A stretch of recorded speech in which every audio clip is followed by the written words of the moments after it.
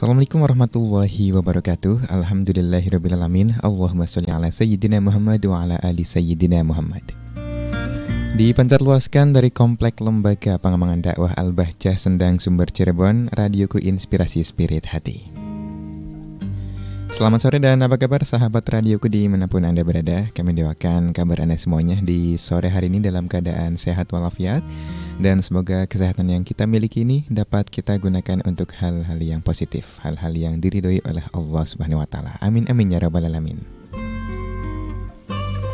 Sahabatku, alhamdulillahirabbil alamin, di penghujung sore yang penuh keberkahan ini, atas limpahan nikmat dan rahmat Allah Subhanahu wa taala, kita dipertemukan kembali dalam program Pesantren Hatiku, sebuah program yang bertujuan untuk meningkatkan kualitas iman dan menggali ilmu dinul Islam. Seperti biasa sebelumnya Irfan sapa dulu sahabatku yang saat ini sedang mendengarkan melalui audio frekuensi di 92,9 FM Cirebon, atau untuk sahabatku yang berada di sekitaran Batam ya melalui radioku 104,7 FM Batam, radioku 89,6 FM Purbalingga, radioku 92,4 FM Majalengka, dan radioku 1089 AM Bogor.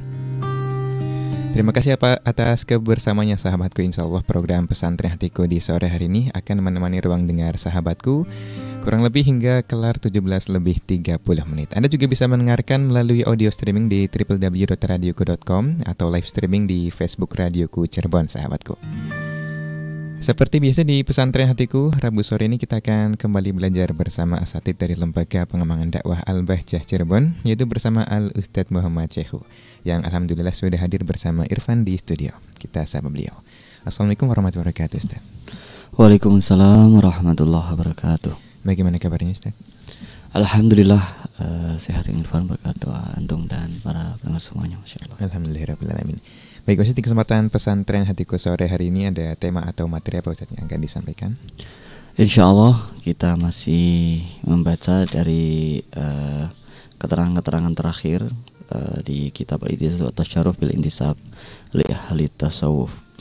Baik, Masya Allah. Tafadhal Ustadz untuk langsung menyampaikan materinya.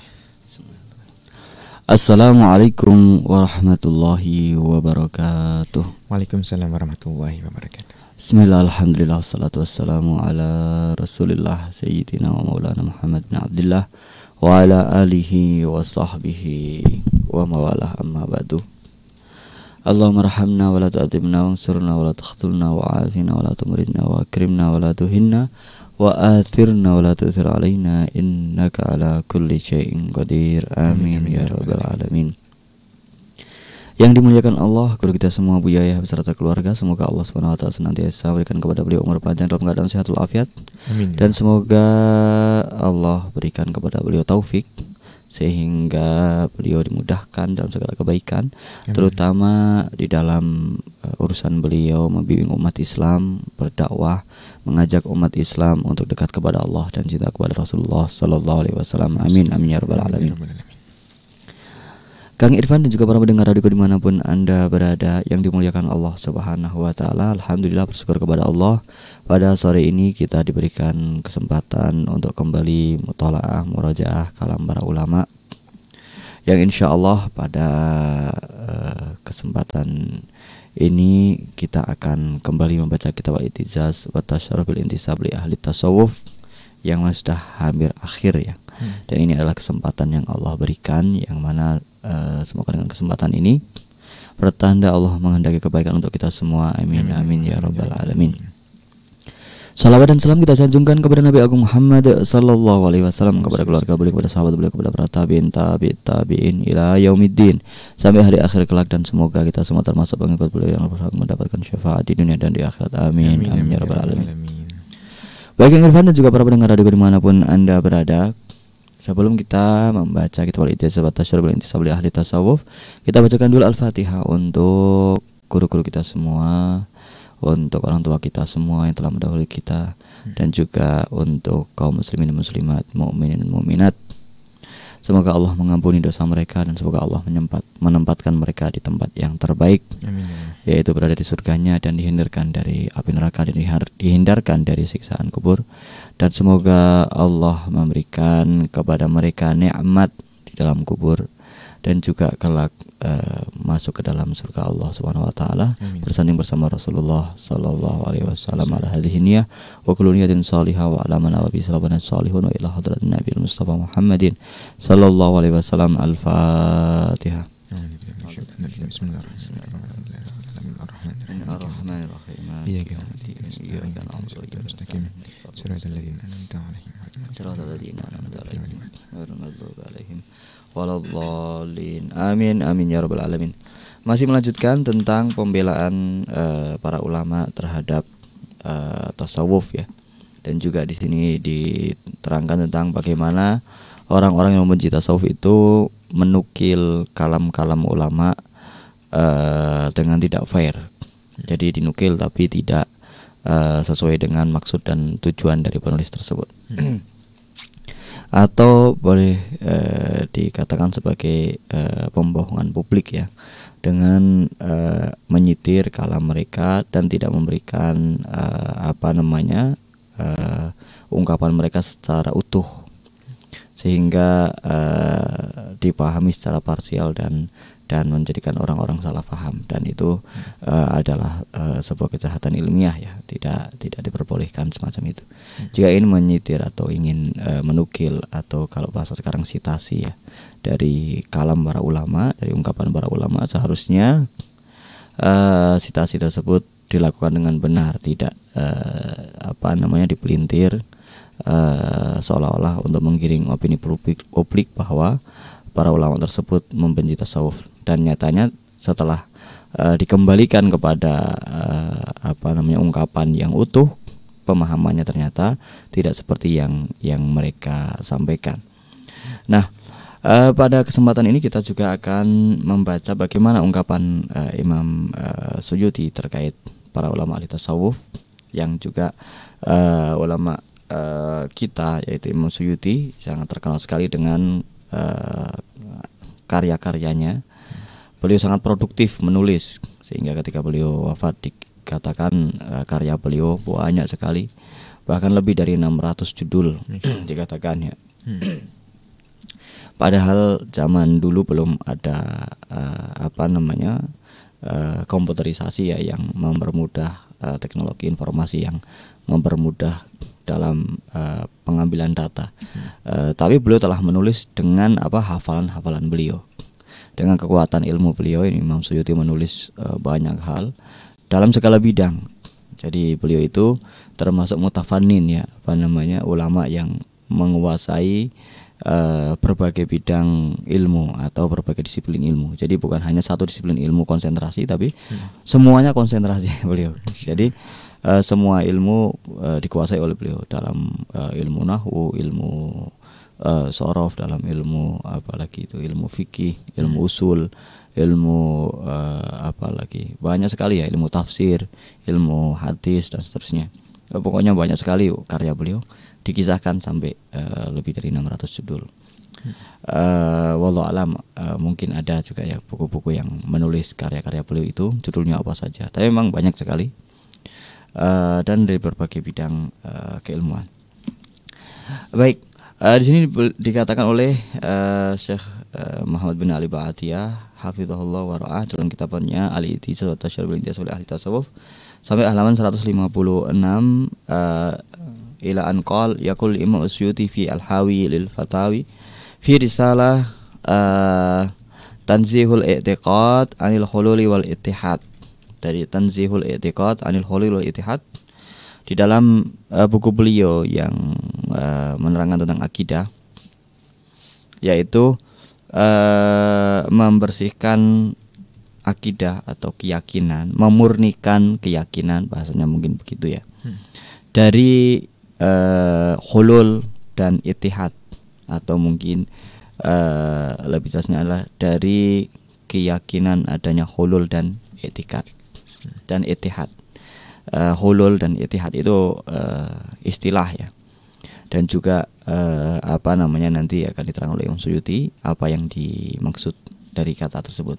Mungkin bisa dicari, biasanya kalau kitabnya Imam Suyuti itu kalau sudah dicetak itu ada PDF-nya, biasanya dicari aja ini.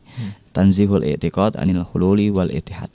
Beliau berkata, wal hasilu, kesimpulannya, konklusinya anna lafdzul ittihadi mushtarak, bahwa lafadz ittihad. Jadi ketika para ulama mengatakan ittihad itu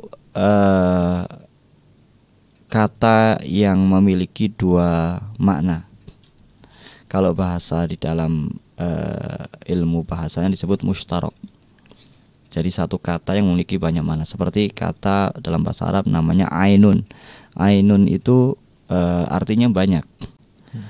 Bisa berarti mata, bisa berarti matahari, bisa berarti emas, bisa berarti mata air, tempat keluarnya air itu, sumberannya.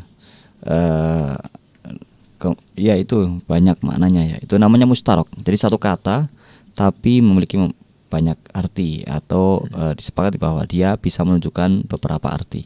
Namanya mustarak. Ya, namanya mustarak. Berbeda kalau banyak kata menunjukkan satu arti, itu namanya muradif. Muradif itu dua kata atau lebih yang menunjukkan satu arti. Misalkan contohnya lah, misalkan bangku, kursi, itu kan menunjukkan satu arti ya. Bangku dan kursi ya, mungkin walaupun mungkin bentuknya beda tapi fungsinya sama mungkin. Dan semisalnya itu namanya muradif. Nah, kalau ini mustarak adalah kata yang memiliki beberapa makna. Nah, ittihad itu adalah lafaz mustarak yang memiliki beberapa makna. Fayutlaqu 'alal ma'nal madhmum wa huwa alladhi huwa akhu al-hulul wa huwa kufr. Wa yutlaqu 'ala maqamil fana istilahan istalaha alaihi as-sufiyah wa lam syahada fil istilah. Idza yamna'u ahadun min istimali lafdhin fi ma'nan sahihin la mahdhura fihi syar'an. Jadi lafaz ittihad itu ada dua pengertian atau dua penunjukan makna. Yang pertama adalah penunjukan makna yang tercela, yang tidak tepat, yang mana digunakan untuk menunjukkan arti hulul. Hulul itu adalah seolah-olah Allah Subhanahu wa taala itu bertempat. Nah, ini adalah menunjukkan makna yang tidak benar, karena Allah tidak butuh tempat. Maka ketika dikatakan Allah ada dalam diriku. Nah, dalam diriku itu kalau dia maksudnya adalah Allah masuk ke tempat, maka nggak boleh. Tapi kalau maksudnya bukan masuk ke dalam tempat, maksudnya adalah selalu aku ingat Allah, misalkan di dalam diriku, selalu aku merasa bahwa aku nggak sanggup melakukan apapun kecuali atas kehendak Allah, sehingga tidak memiliki kesombongan ketika bisa beramal baik, dan juga tidak berkecil hati ketika terjadi sesuatu yang tidak diinginkan. Seperti itu, sehingga seimbang antara khauf dan roja. Nah, di sini ketika dimaksudkan adalah hulul, yang artinya Allah bertempat, maka itu adalah kufrun, kafir, karena Allah tidak butuh tempat. Ya, ini sudah jelas, karena Allah yang menciptakan tempat dan Allah tidak membutuhkan tempat. Sehingga ketika ada orang mengatakan ittihad, atau orang yang mengatakan bahwa menyatu dengan Allah, maka menyatunya seperti apa? Apakah Allah menyatu dengan kita dalam arti jasad, masuk ke dalam jasad, bertempat? Maka itu tidak boleh dan tidak sah. Seperti juga misalkan mengatakan Allah di dalam hatiku, senantiasa di hatiku. Nah, maksudnya senantiasa di hatiku, kalau maksudnya Allah menempati hati, bertempat, maka itu tidak benar, karena Allah tidak butuh tempat. Tapi maksudnya kalau di hatiku senantiasa aku ingat di dalam hati Allah, sehingga ketika dia berjalan kemanapun dia ingat Allah, sehingga ketika di pasar ya dia tidak curang, karena dia benar-benar ingat Allah. Ketika dia waktunya ibadah, dia beribadah karena ingat Allah, senantiasa dalam kesehariannya itu di dalam hatinya ingat Allah Subhanahu wa taala. Maka itu lain dengan tadi yang Allah bertempat itu. Maka mengatakan Allah di dalam hatiku, ya maksudnya itu selalu saya ingat hukum-hukum Allah, kemudian selalu saya ingat perintah-perintah Allah, larangan-larangan Allah, dan seterusnya. Wa yutlaku ala maqamil fana. Yang kedua, nah ini nanti adalah makna dari para ahli tasawuf yang kadang mengucapkan kata yang mungkin tidak ada atau sulit untuk mencari kata lain, tapi yang dimaksud bukan Allah bertempat ya. Lah nanti ini menjadi salah satu istilah dari para ulama sufiyah. Nah ini insya Allah kita akan jelaskan tapi setelah yang satu ini. Ya baik, Masya Allah. Terima kasih Ustaz atas pemaparan materi di sesi kali ini. Dan sahabatku jangan kemana-mana karena kita akan kembali melanjutkan ya pembelajaran kita bersama Al-Ustadz Muhammad Ceko. Tetap di Radioku Inspirasi Spirit Hati.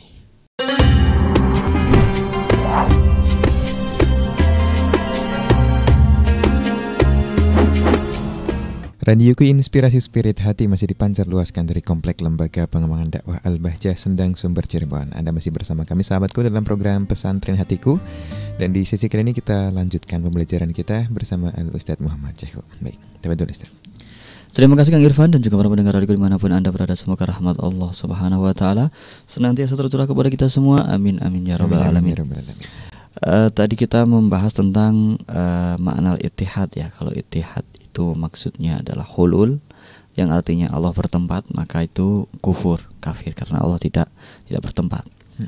Nah, kalau yang dimaksud adalah maqamul fana, yaitu sebuah pencapaian seseorang yang mana dia melebur dengan kalimat-kalimat zikir, keadaan dia senantiasa ingat kepada Allah Subhanahu Wa Taala.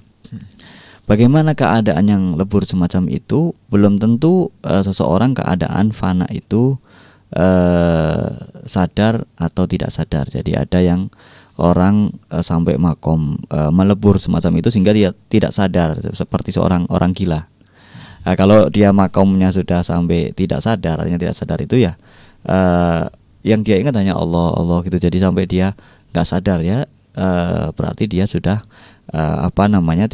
tidak lagi berkaitan dengan keadaan yang ada, karena sudah ya, apalagi kok ingat uang ya, sudah nggak ingat uang sudah itu nggak sadar. Tapi kalau dalam keadaan sadar, nah ini yang makomnya sangat tinggi sekali ya, yaitu orang posisi ingat Allah dalam keadaan sadar, dan dia melebur bersama Allah dan sama sekali dia tidak berani melanggar aturan Allah Subhanahu Wa Taala, karena dia sudah matanya itu ya dijaga oleh Allah Subhanahu Wa Taala sehingga nggak berani melakukan sesuatu yang melanggar.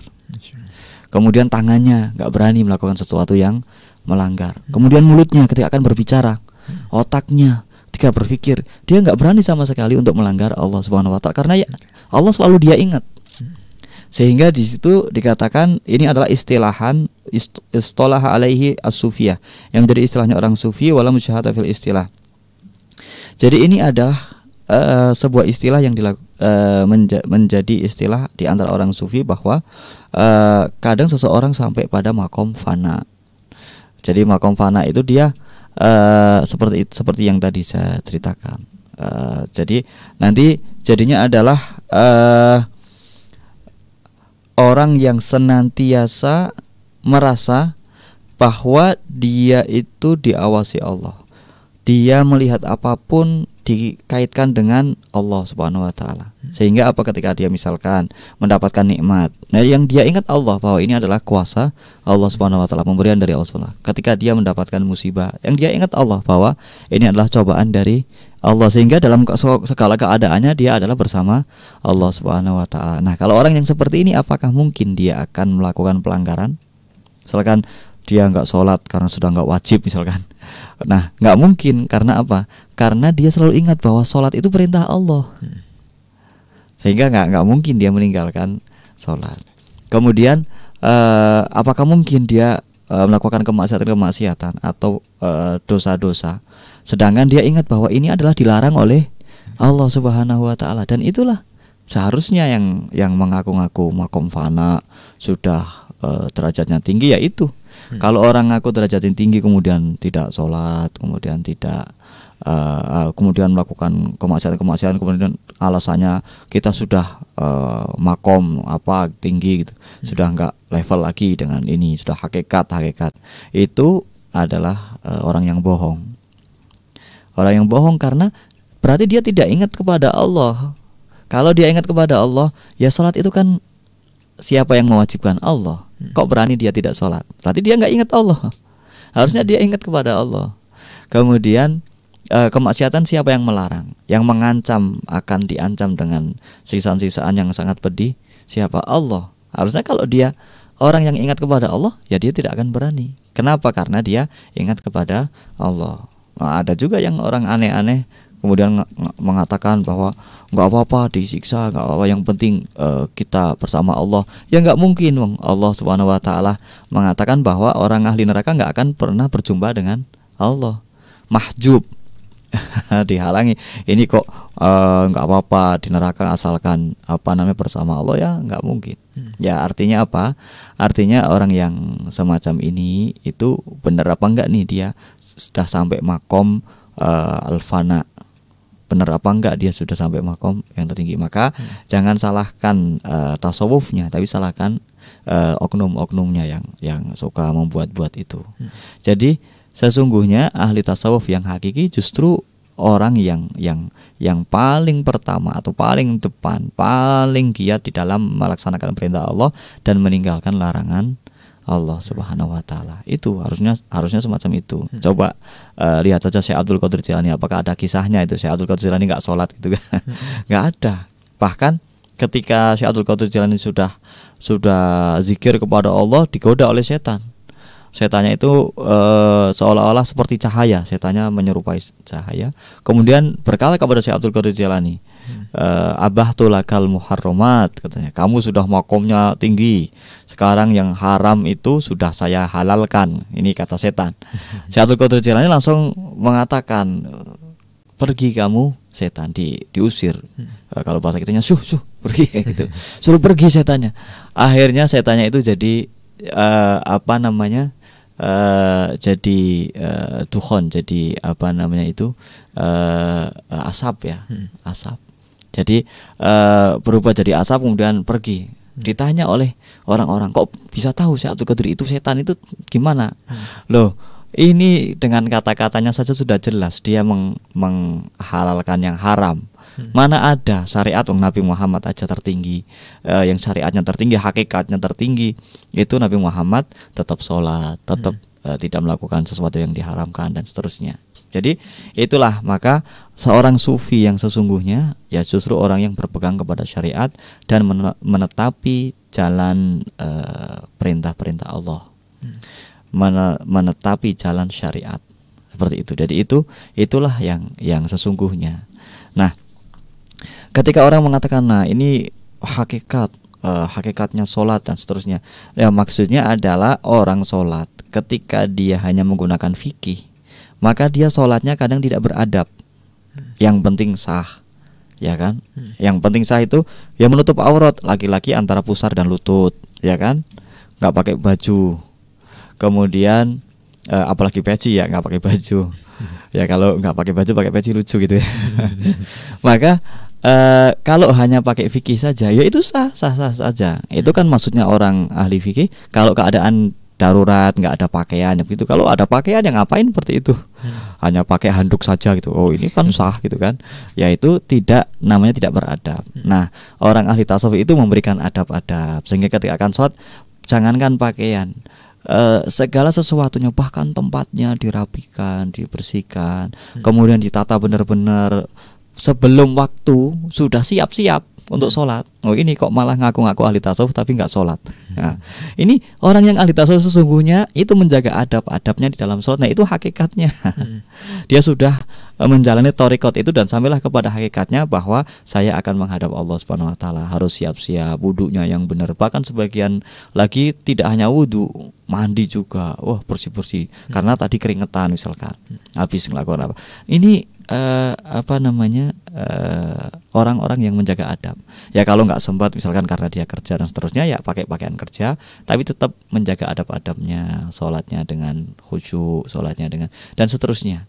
Nah, itu sehingga ketika orang dikatakan makom fana, kemudian mengatakan kadang menggunakan istilah ittihad, maka itu adalah istilah maksudnya adalah orang yang senantiasa ingat kepada Allah Subhanahu wa taala. Jadi tidak lagi diartikan sebagai hulul, Allah bertempat pada dia menyatu dengan Allah. Nah, karena dia jasad itu adalah makhluk, dan kalau Allah menyatu dengan jasad maka seolah-olah jasad adalah makhluk, dan itulah nanti akhirnya jadi kekafiran seperti itu.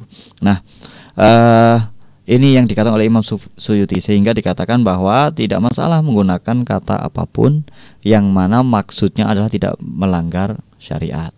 Selagi maksud dari kata tersebut tidak melanggar syariat, maka ya apa salahnya? Seperti itu ini dikatakan oleh Imam Suyuti. Nah, di sini dikatakan sumandur ya muhibba ahlillahi ila hadan namudaj al-akhir alladhi adhkuruhu laka wa qad dzakarahu dzalika ar-raddu wa ghairuhu yaf'alu mithlahu hatta tatabayyana laka haqiqata kadhibi haula'il qaum adz-dzamina li ahli tasawuf wa kayfa yatasarrafuna fi ijtiza'in nususi li khidmati gharadihim fi tanfirin nasi an ahli tasawuf. Fatarahu yaqul wa qala Syekh Taqiyuddin Al-Hisni Asy-Syafi'i fi kitabihi Kifayatil Akhyar wa huwa minal kutub al-mu'tamma fil madhhab asy-Syafi'i wa fi kitab az-zakah inda bayani asnaf allati tudfa'u ilaihim zakah. Jadi nanti lihat ini yang contoh terakhir, bagaimana mereka juga menukil sebuah ungkapan yang ungkapan tersebut justru menjauhkan masyarakat dari tasawuf. Seolah-olah kata-kata ini adalah diungkapkan oleh ulama untuk menjauhkan masyarakat dari tasawuf. Nah, ini coba dibaca dalam Kifayatul Akhyar, dan ini contoh terakhir ya. Contoh yang terakhir yang akan disebutkan oleh Syekh Muhammad Ba'atiyah, bahwa Syekh Al-Hisni, yaitu dalam kitab Kifayatul Akhyar ya, mengatakan al-aradilu minal mutasawwifa alladziina qad ishtahara anhum annahu min ahli shalah al-munqati'in al-ibadati rabbihim qad takhadha kullun minhum zawiyatan aw makanan yudhiru fihi naw'an min adh-dhikri wa qad lafa 'alaihim man lahu zayyul qaum wa rubbama intama ahaduhum ila ahadi rijalil qaumi kal ahmadiyyati wal qadiriyati wa qad kadzabu fil intima fahaula'i la yastahiquna syai'an minaz zakawat wa la yahilu daf'uz zakati ilaihim wa man dafa'aha ilaihim lam yaqa'al mawqi' wa hiya baqiyatun fi dhimmatihi wa yajibu ala kulli man yaqdiru al-inkari ayunkira alaihim wa ismuhum muta'alliqun bil hukam alladziina ja'alahumullahu ta'ala fi manasibihim li idharil haqq fa wa qam'il batil wa imatati ma ja'a Rasulullah sallallahu alaihi wasallam bi imatatihi wallahu a'lam. Intaha. Nah, di sini ada ungkapan ya dari Syekh Al-Hisni. Nah, ini ungkapan ini nanti insya Allah saya akan jelaskan lagi lebih detail tentang apa yang dimaksud oleh ungkapan ini. Kemudian akan diterangkan juga oleh Syekh Muhammad sebenarnya apa maksud dari kata-kata ini, insya Allah setelah satu ini. Baik, Masya Allah. Terima kasih Ustaz atas pemaparan materinya. Dan sahabatku, jangan kemana-mana karena kita akan kembali setelah jeda berikut ini. Tetap di Radioku Inspirasi Spirit Hati.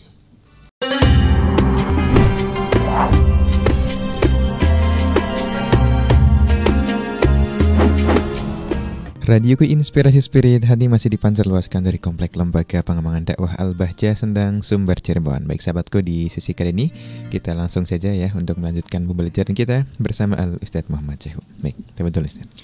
Terima kasih Kang Irfan dan juga para pendengar di dimanapun Anda berada. Semoga rahmat Allah SWT senantiasa tercurah kepada kita semua. Amin amin ya rabbal alamin. Nah, ini ternyata mereka juga memotong atau menukil kalam dari Taqiyuddin Al-Hisni yang menulis Kifayatul Akhyar. Dipotong dan ada bagian yang dipotong di depan dan di belakang, di tengahnya juga dipotong. Jadi ya begitulah, mereka sebenarnya hanya ingin menukil kata-kata yang menunjukkan bahwa ulama tersebut membenci tasawuf, gitu aja. Yang sesungguhnya kalau kita lihat hakikatnya ya bukan membenci tasawuf, tapi membenci oknum-oknum yang ada di tasawuf yang memelencengkan atau membelokkan tasawuf yang mereka menggunakan seragam tasawuf, tetapi sebenarnya dia bukan ahli tasawuf. Ya, seperti yang tadi kita kisahkan juga kan. Ya itu banyak lah dari masa ke masa itu selalu ada orang-orang yang ngaku-ngaku tasawuf tapi sebenarnya bukan ahli tasawuf. Nah, kalimat yang dipotong itu adalah mengatakan bahwa di sini ada orang-orang rendah dari kaum yang ngaku-ngaku tasawuf yang terkenal sebagai orang yang ahli ibadah, hanya ibadah saja, terus mereka memiliki tempat yang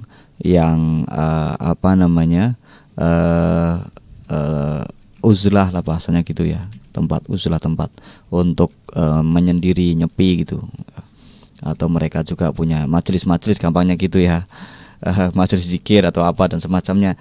Nah, di sini juga beliau mengatakan bahwa mereka juga memakai pakaiannya ulama tasawuf gitu kan, dengan menggunakan pakaian yang seperti pakaian mereka, dan juga mereka terkadang mengaku-ngaku saya itu ngikut torikot A, ikut torikot B, ikut torikot C. Jadi ngaku-ngaku kemana-mana, ngakunya adalah mereka termasuk anggota torikot tersebut. Jadi dikatakan contohnya Ahmadiyah, Qadiriyah dan seterusnya lah. Intinya ngaku-ngaku, padahal mereka itu bohong dalam pengakuan torikot tersebut. Karena apa? Coba kalau dilihat amalan-amalan yang dia lakukan atau kegiatan yang dia lakukan dengan kegiatan ulama torikotnya sama apa enggak gitu. Kalau kita misalkan ngaku sebagai pengikut torikot Qadiriyah, ya semoga kita semua juga termasuk orang-orang yang biasa mengikuti ahli torikot ya. Tapi ternyata dia tidak seperti apa yang dilakukan oleh Syekh Abdul Qadir Jailani. Syekh Abdul Qadir Jailani jadi kan orang yang masya Allah ya di dalam kedermawanannya. Kalau dia ngaku-ngaku misalkan tapi nggak dermawan, ya berarti belum bisa meniru.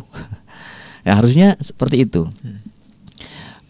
Contohnya lagi Syekh Abdul Qadir Jailani, ibadahnya itu dari isya sampai subuh. Ibadahnya itu Syekh Abdul Qadir Jailani. Ya kalau orang ngaku-ngaku torikot Qadiriyah, ikut Syekh Abdul Qadir Jailani, tapi ternyata dia jangankan dari isya sampai subuh, salat subuhnya aja nggak jelas misalkan, ya berarti dia pura-pura ngikut aja. Harusnya ngikut Syekh Abdul Qadir Jailani walaupun tidak 100%, mungkin ya bangunnya tepat waktu lah, belum subuh kurang 5 menit atau kurang 10 menit gitu. Jadi nggak telat-telat amat gitu. Ya artinya apa? Ini dikatakan oleh saya sini bahwa ada yang seperti itu, orang ngaku-ngaku saja ikut ahli torikot, ikut tapi dia kegiatannya belum seperti itu. Nah, kemudian di sini dikatakan bahwa orang yang semacam itu tidak berhak mendapatkan zakat. Nah, ini orang-orang yang dia nggak mau kerja, males-malesan, padahal dia sehat walafiat, dia pura-pura berada di zawiyah, pura-pura aja, bukan benar-benar dia memang dalam keadaan memaksanya harus seperti itu. Nah, ini dikatakan orang pura-pura saja gitu kan, maka nggak sah. Jadi kalau orang bayar zakat kepadanya, maka dia tetap utang zakat katanya di sini. Kan semacam itu. Maka kalau orang ada yang mampu untuk membubarkan mereka, bubarkan saja ini, kata beliau. Nah, ini kata-kata ini disitir oleh mereka untuk dijadikan senjata bahwa ini loh, Imam Taqiyuddin Al-Hisni itu beliau membenci tasawuf katanya. Ini tasawuf itu kalau orang bayar zakat kepadanya nggak sah gitu. Itu. Nah, ternyata ada kata-kata yang terbuang di situ, yang dipotong, yang mana sesungguhnya beliau itu bukan membenci tasawufnya, tapi oknum-oknum itu loh yang tadi itu. Oknum-oknum yang mereka ternyata hanya hanya ingin makan gratis gitu kan, hanya ingin dapat uang zakat, pengen dapat beras, dapat ini tanpa kerja. Jadi dia pura-pura begitu aja, padahal dia kerja bisa. Banyak yang nawarin kerjaan misalkan, banyak yang nawarin kerjaan, dia punya keluarganya ditinggal, terus gimana? Nah, ini kemudian beliau mengatakan bahwa Indama tangdur ila tamamil ibari lan tajida illa anna haula la yakhafuna Allah ta'ala wa la yadunnuna annahum sayhasibuhumullahu ala ma ijtaza'uhu wa ma naqaluhu wa zayyafuhu fi yaumin tasakhasu fihi al-absar. Fa ibratul Imam Taqiyuddin Al-Hisni fi kitabih Kifayatul Akhyar. Jadi kalau kita baca secara utuh kalimatnya beliau, maka akan jelas apa yang dimaksud oleh Syekh Al-Hisni ini. Maka kita baca di Kifayatul Akhyar ini juz 1 halaman 191 ini ya, terkait. Ya cari aja di bab itu ya, apa kosmos sedekah yang apa namanya pembagian zakat itu ya. Nah di sini disebutkan qultu qad kasral jahlu bainan nas la siyama fit tujar alladziina qad syughifu bi tahsili hadhil mazbala litalad bi akli thayyibi wa lubsin na'imi wa tamattu'i bin nisa'i al-hisan was sarari ila ghairi dzalika. Wa baqiya lahum bi kasrati ma lahum adhamah fi qulubil aradil minal mutasawwifah alladziina qad istahara anhum annahum min ahli shalah al-muqatti'in li ibadati rabbihim. Nah, jadi kata-kata awalnya adalah bahwa zaman sekarang itu banyak orang-orang yang bodoh, orang-orang yang tidak punya ilmu. Nah, siapa mereka yang orang tidak punya ilmu? Yaitu orang-orang yang hidupnya hanya dunia aja. Ngumpulin dunia aja. Tujuannya apa? Tujuannya agar makan enak, istrinya yang cantik dan seterusnya. Lah, ini orang-orang yang semacam ini kemudian mereka itu disanjung-sanjung oleh siapa? Disanjung-sanjung oleh orang-orang oknum-oknum yang berada di tasawuf. Lah ini, jadi ada sebagian orang tasawuf itu justru tamaknya luar biasa kepada orang-orang kaya itu. Nah, mereka tamak kenapa? Karena mereka malas bekerja. Ini sehingga selanjutnya adalah bahwa ini malahum adzamatun fi qulubil aradil minal mutasawwifah. Jadi dalam hatinya orang yang ngaku-ngaku tasawuf, oknum yang ngaku tasawuf itu, mereka hatinya itu menyanjung-nyanjung mereka orang-orang kaya yang bodoh itu. Ya harapannya apa? Harapannya tamak dengan harta mereka. Itulah ini yang dibenci oleh Syekh Al-Hisni ini, yang dikatakan tidak sah. Nah, di sini kemudian sama dengan katakannya tadi bahwa mereka ini orang-orang yang tidak berhak mendapatkan zakat. Mereka tidak berhak mendapatkan zakat. Kenapa? Karena mereka tidak mau bekerja. Bukan mereka itu orang-orang yang sesungguhnya fakir, bukan. Sesungguhnya fakir itu kan orang memang dia karena misalkan kena PHK, nggak mampu, kan mau kerja nyari nggak dapat, usaha ini gagal, usaha itu gagal, ya itu fakir yang sesungguhnya. Nah kalau ini benar-benar dia itu hatinya hanya tamak kepada orang-orang kaya yang bodoh-bodoh tadi itu. Nah kemudian beliau di sini mengatakan, wa amma bagiyatut ta'if wa hum katsirun kal qalandariyah wal haidariyah fahum aidan ala ikhtilafi firaqihim fihim al hululiyah al mulhidah wa hum akfar minal yahud wan nasara. Nah, ada juga orang-orang dari kelompok-kelompok lain nih yang juga tidak berhak mendapatkan zakat, yaitu orang-orang yang mereka termasuk orang ahlul hulul wal mulhidah. Ahlul hulul itu orang-orang yang tadi mengatakan Allah menyatu dengan Allah, bertempat dan seterusnya. Sehingga itu kafir orang yang semacam itu.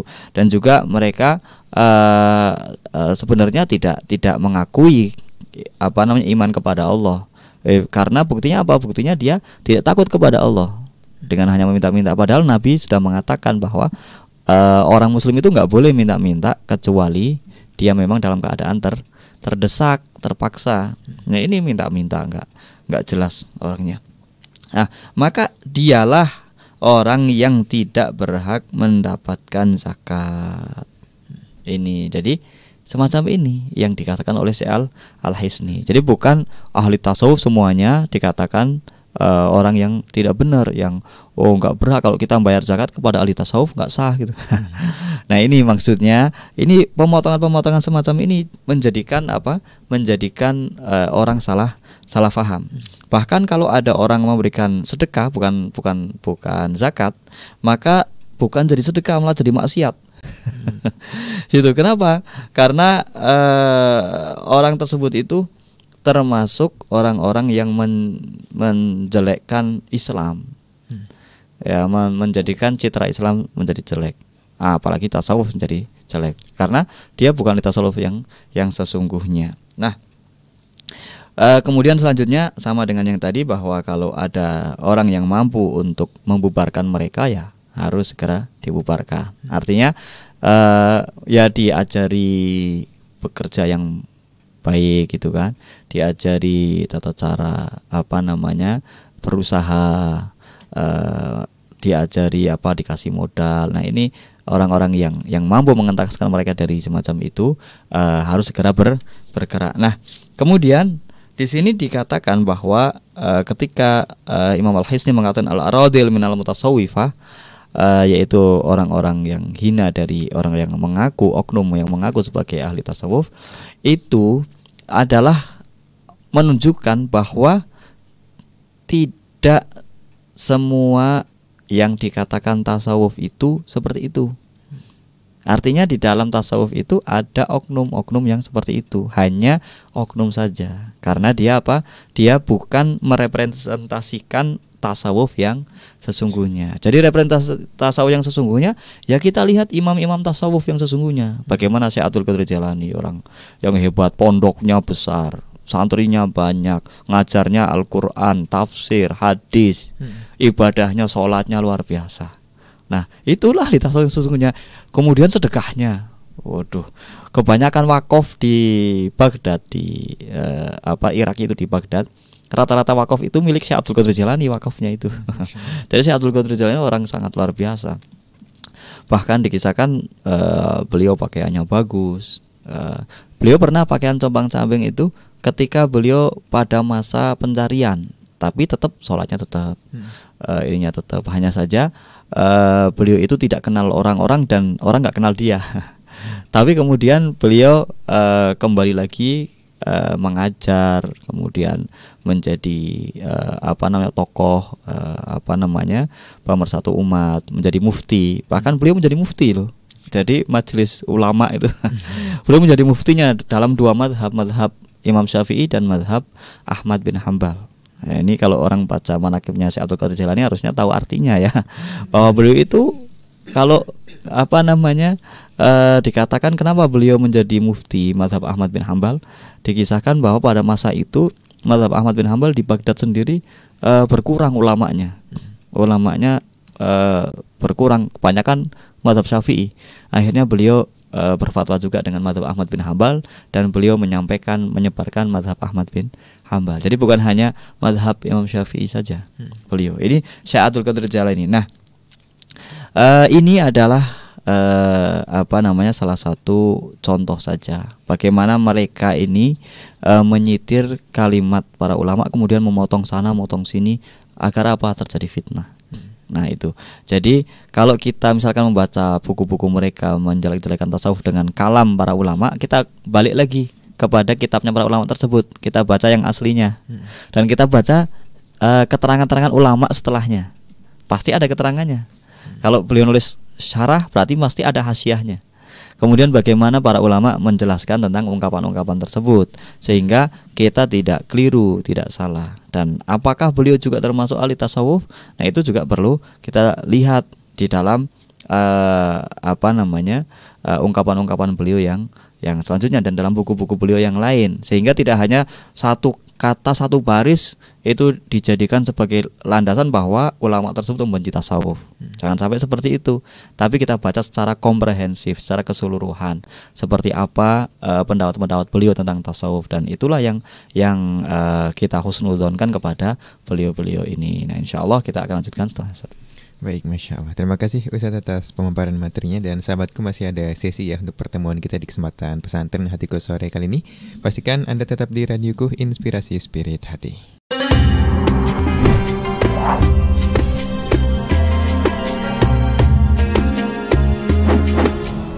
Radioku Inspirasi Spirit Hati masih dipancar luaskan dari Komplek Lembaga Pengembangan Dakwah Al-Bahjah Sendang, Sumber, Cirebon. Terima kasih sahabatku untuk Anda yang masih bersama kami. Di sesi kali ini kita lanjutkan sahabatku ya. Pembelajaran kita masih bersama Al-Ustadz Muhammad Syekhu. Baik, teman-teman Ustadz. Terima kasih Kak Irfan dan juga para pendengar radio dimanapun Anda berada. Semoga rahmat Allah Subhanahu wa Ta'ala senantiasa tercurah kepada kita semua. Amin. Amin ya rabbal alamin. Tadi katakan bahwa memang mereka ini terkadang menukil kalam para ulama dalam rangka memecah belah, dalam rangka menimbulkan fitnah ya. Di antara kata para ulama tersebut dipotong-potong seolah-olah orang kita ini malas murojaah ya, malas membaca kitab para ulama. Nah, ketika kembali kepada kitab para ulama yang aslinya ya tidak semacam itu. Dan mungkin ini akan berpengaruh besar kepada orang-orang yang memang malas membaca itu. Orang-orang awam yang malas membaca sehingga bacanya buku-buku mereka yang mengakibatkan kepercayaan mereka bahwa ternyata ulama-ulama mazhab Syafi'i sendiri membenci tasawuf gitu. Seperti itu, tanpa cross check dan seterusnya, karena mungkin mereka juga tidak bisa membaca kitabnya secara langsung ya. Jadi orang-orang awam kan akhirnya percaya aja. Oh iya, ini ada ulama namanya fulan-fulan dan seterusnya. Nah, ketika beliau mengatakan bahwa ada sebagian dari orang-orang ahli tasawuf atau yang oknum-oknum mengaku tasawuf itu orang-orang yang rendah dan seterusnya, itu beliau maksudnya adalah bahwa itu memang oknum. Nah, apa buktinya? Buktinya beliau pada kesempatan lain juga mengatakan para fuqaha juga ada yang semacam itu. Jadi ada oknum-oknum fuqaha juga ada yang mereka memanfaatkan gelar fuqahanya, gelar fakihnya. Jadi hanya dimanfaatkan untuk apa? Untuk kepentingan duniawi.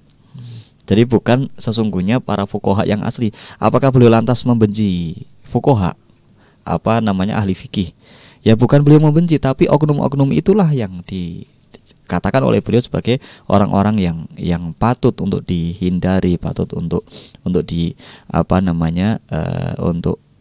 disampaikan bahwa ternyata kalau ada orang semacam ini itu bukanlah fuqaha, tapi itu orang-orang yang mengaku sebagai fuqaha. Ini kata-kata beliau, kullu asyadun nas fisqan minal muslimina fuqaha usu' wa fuqara'ur rijs alladzina taraddaduna ila dhalamah tama'an fi mazbalatihim ma ilmihim bima hum alaihi min syurbil khumur wa anwa'il fujur wa akhdhil mukus wa qahrin nas ala ma tad'uhum ilaihi anfusuhum al-ammara wa safkid dima wa qam'i man da'ahum ila ma nazalat bihil kutub wa arsalat bihir rusul fala yakhtar bisan'i haula'il aradil minal fuqaha wa yajibu ittiba'u ma ja'a bi sayyidul sabiqin wallahikin sallallahu alaihi wasallam. Jadi beliau juga mengatakan orang paling fasik itu adalah para fuqaha su. Fuqaha su ini orang ahli fikih yang buruk. Siapa? Mereka yang suka datang kepada para orang-orang dolim, pemimpin-pemimpin yang dolim. Tujuannya apa? Hanya untuk mengambil dunianya. Jadi ini orang-orang fuqaha, fakih, ulama, tapi dia sering kepada pemimpin yang dolim. Nah ini yang dikatakan oleh beliau sebagai fuqaha usu. Nah mereka padahal tahu bahwa pemimpin dolim itu mereka ya khomer, minuman keras, ya lain-lain yang semuanya adalah kemaksiatan sudah diketahui, sudah jelas. Jadi kalau ini kan jelas ya, pada zaman dulu ada pemimpin dolim itu ya semacam itu, yang namanya dolim ya semacam itu. Tapi kalau dia tetap sholat, dia orang baik, ya namanya kebijakan kadang ada yang sesuai, ada yang nggak sesuai ya. Namanya orang pemimpin ya. Maka di sini yang dimaksud orang-orang fuqaha usu, para ahli fikih yang dikatakan buruk dan jelek dan sangat rendah adalah mereka yang tamak terhadap dunia, sehingga mereka mendekat kepada orang-orang kaya, orang-orang yang mereka ahli fajir, selalu melakukan kemaksiatan. Tujuannya apa? Agar dapat dunia mereka. Nah ini yang tidak benar. Nah dari sinilah malah kita diingatkan oleh beliau, fala yaghtar, jangan kita terpedaya apa yang mereka lakukan. Jangan sampai kita akhirnya ya terpedaya, wah itu aja misalkan ulama fulan ke sana gitu misalkan, ke ini ke itu, yang mana jelas bahwa itu misalkan orang zolim misalkan, maka ya kita jangan terpedaya dengan itu. Nah, tapi juga kita jangan suudzon. Kalau ada orang ke sana barangkali dia menasehati, barangkali dia juga ini. Jadi kita tidak boleh mengatakan bahwa oh itu pasti adalah ulama su tuh dikatakan oleh Syekh Al-Hasni itu sendiri. Atau di sini dikatakan haulail aradil minal fuqaha, orang-orang yang hina juga. Maka kita senantiasa diingatkan oleh beliau hanya untuk mengikuti jalannya Rasulullah Sallallahu Alaihi Wasallam ini. Jadi yang kita jadikan patokan adalah jalannya Rasulullah Sallallahu Alaihi Wasallam dan ulama-ulama yang masih istiqomah di jalannya Rasulullah Sallallahu Alaihi Wasallam itu. Nah ini maksudnya adalah apa yang disampaikan di sini semuanya itu adalah dalam rangka mengatakan bahwa tasawuf itu adalah hak, sufi itu adalah hak benar adanya. Dan sufi yang hak, yang benar, yang sesungguhnya adalah yang tidak terpisahkan dengan syariat itu. Kalau masih ada yang mengaku-ngaku sufi kemudian sholatnya nggak jelas dan seterusnya seperti tadi, maka itu bukanlah tasawuf yang sesungguhnya. Itu adalah oknum yang mengaku sebagai ahli tasawuf. Justru itu adalah racun-racun, duri-duri di dalam tasawuf. Inilah yang kita baca dan alhamdulillah kita sudah selesai dari kitab Al-Itisab Tasyarrul Intisab li Ahli Tasawuf. Insyaallah kita akan melanjutkan rahasia dzikir para ulama, yang mana sudah pernah kita sampaikan pada bulan Ramadan, dan itu baru cuplikan-cuplikan. Insyaallah dengan kajian yang lebih panjang dalam 1 tahun ini, mungkin kita akan membahas lebih detail satu persatu. Karena setiap zikir para ulama itu ada dalil-dalilnya, ma'tsur dari Rasulullah SAW, ada ayat-ayatnya, ada hadis-hadisnya, sehingga perlu kita bahas satu persatu. Mungkin satu zikir yang kita baca bisa jadi di situ ada mungkin banyak ayat, banyak hadis, sehingga memerlukan waktu yang sangat panjang. Insyaallah semoga yang kita baca bermanfaat dan semoga menjadikan kita semakin dekat kepada Allah Subhanahu wa taala, dan semoga kita mampu berpikir secara jernih menggunakan logika sehingga kita tidak terperdaya oleh orang-orang yang mereka mengaku-ngaku tasawuf tapi sebenarnya bukanlah ahli tasawuf. Dan semoga Allah Subhanahu wa taala memberikan kepada kita semua istiqomah hingga kelak meninggal dalam keadaan husnul khatimah ala hadhihi wa kullu niyatin shalihah wa ala nabi sallallahu alaihi wasallam wa ila hadarin nabi Mustafa Muhammadin sallallahu alaihi wasallam. Al-Fatihah. Bismillahirrahmanirrahim. Alhamdulillahirabbil alamin arrahmanirrahim maliki yaumiddin. Iyyaka na'budu wa iyyaka nasta'in ihdinas siratal mustaqim siratal ladzina an'amta 'alaihim ghairil maghdubi 'alaihim waladdallin. Demikian yang bisa kami sampaikan. Oleh banyak kekurangan, banyak kata-kata yang kurang berkenan, kami mohon maaf yang sebesar-besarnya dan mohon doa selalu. Wabillahi taufiq wal hidayah wa ridwal inayah wal afu minkum. Wassalamualaikum warahmatullahi wabarakatuh. Waalaikumsalam warahmatullahi wabarakatuh. Alhamdulillahirabbil alamin. Baik Ustaz, terima kasih atas ilmu yang telah disampaikan. Semoga Allah memberikan kemampuan kepada kami semua untuk bisa memahaminya dengan baik dan benar, dan semoga kita bisa mengambil manfaat darinya. Amin amin ya rabbal alamin. Terima kasih sahabatku atas kebersamaannya. Kami mohon maaf atas segala kekurangannya. Kami juga mohon maaf jika ada kata-kata yang salah atau kata-kata yang kurang berkenan. Kita akhiri kebersamaan kita dengan doa kafaratul majlis. Subhanakallahumma wa bihamdika asyhadu an la ilaha illa anta astaghfiruka wa atubu ilaik. Wassalamualaikum warahmatullahi wabarakatuh. Waalaikumsalam warahmatullahi wabarakatuh.